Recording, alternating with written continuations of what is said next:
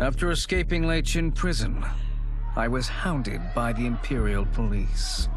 I needed a place to hide and to recuperate while I plotted the best way forward.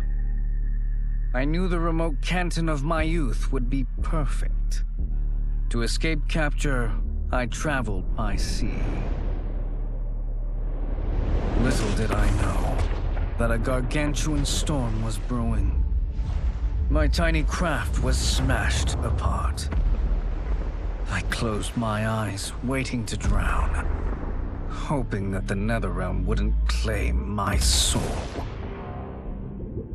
But when I reopened them, I found myself not in hell, but on a deserted island. From its ruins, I could tell that great sorcerers had once lived there.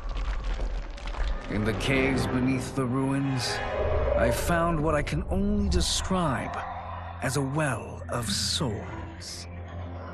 Once I learn how to wield its power, I will become invincible.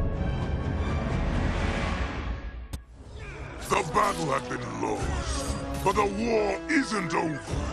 I won't stop fighting until I take Outworld's throne. That they thought Lei Chin prison would hold me is laughable. Once free, I began planning my next campaign. I would need an unstoppable army to overthrow Mileena.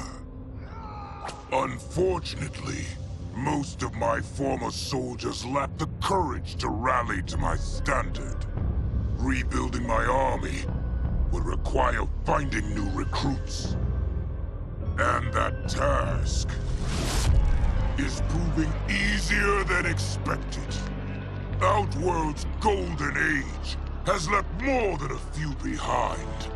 Without hope, without power, they eagerly heed my call to tear down Mileena's government. With General Shao freed from prison, we began raising a new army against the royal family. Though many were eager recruits, few were good at soldiering.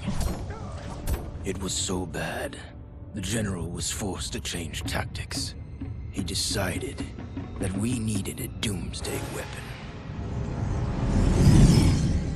That weapon isn't a thing, though. It is a monster. Onaga, the Dragon King. The general told me the old legends were true. That his ancient ancestor defeated Onaga, trapping him deep inside Mount Sagan. The Dragon King is still there today. His pent-up fury waiting to be unleashed. Because Onaga is so dangerous, the general wouldn't risk trying to tame him before. But now, he feels we have no choice. Though I likely won't survive, I accept this mission gladly. I can think of no greater honor than to give my life in the general's service. To elude capture by Empress Mileena, I joined Havoc's crusade in Saido. There, I summoned more magic than I thought possible, and drowned out the old regime. Havoc's longed-for anarchy had been achieved. He was more than satisfied. But I was left empty and broken. Had I been satisfied as Outworld's High Mage, not let myself be tempted by Shang Tsung, a great city would not now lay in ruins. I've caused devastation, ended thousands of lives, all because of my blind ambition. I've betrayed my oath, my sovereign, and my realm. These high crimes merit punishment, and I'll accept whatever the Empress gives me. My only ambition now is to one day be forgiven.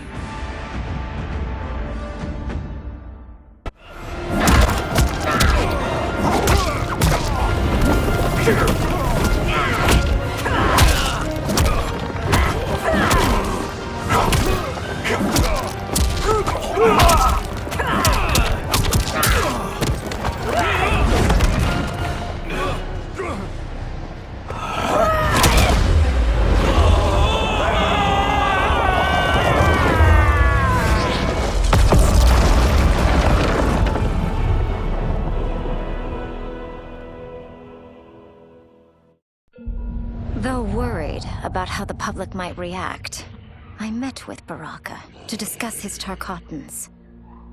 Speaking from his heart, he moved me. I agreed to visit his colony and see how his people lived. The conditions were atrocious. This was one of my mother's few mistakes. Like all Outworlders, she treated Tarkatans with scorn. What they deserved from us was compassion. And the only way to get it for them was to reveal my affliction. To show all my subjects that even an empress could get Tarkat. The scandal my revelation caused was intense. But with the help of Kitana and Tanya, I emerged from it a stronger empress than ever. My honesty, empathy, and resolve won over my remaining doubters. There is no longer any question that I am fit to lead the Empire. Until recently, I hadn't met Li Mei, but I had heard the stories. How the Umgadi's matron superior blamed her for not preventing Emperor Jared's murder. How she quit in disgrace rather than accept punishment. But those stories didn't fit the woman I now knew. Li Mei would never have been so negligent. Eventually, I uncovered the truth. The failures and mistakes which led to the Emperor's murder, they resulted from poor decisions made by the matron superior themselves. They made Li Mei their scapegoat.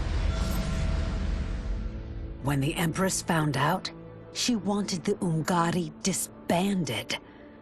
But I convinced her that it could be reformed.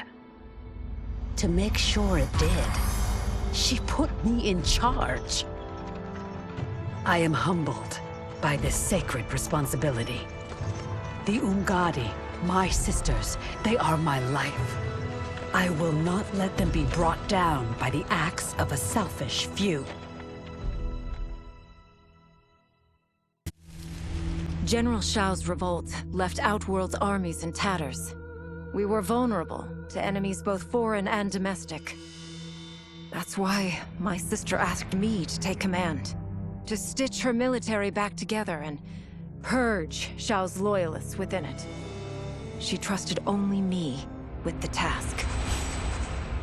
The soldiers, however, had little faith. They thought me a spoiled dilettante, unprepared and unfit to serve. That I could fight mattered little. All that mattered was that I wasn't one of them. I finally earned their loyalty by orchestrating an epic victory over Shao and his rebels. Though the general himself escaped, his forces were smashed. For as long as I am able, I will lead the Empress's armies in defense of Outworld. Through strength, we will achieve peace.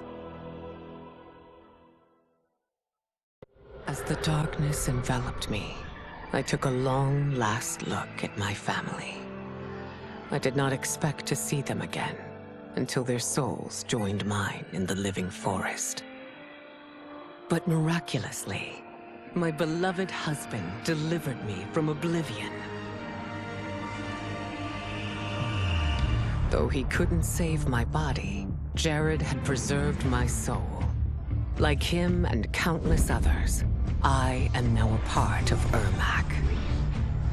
Yet ours is not a peaceful repose. The collected souls within Ermac have their own needs and agendas.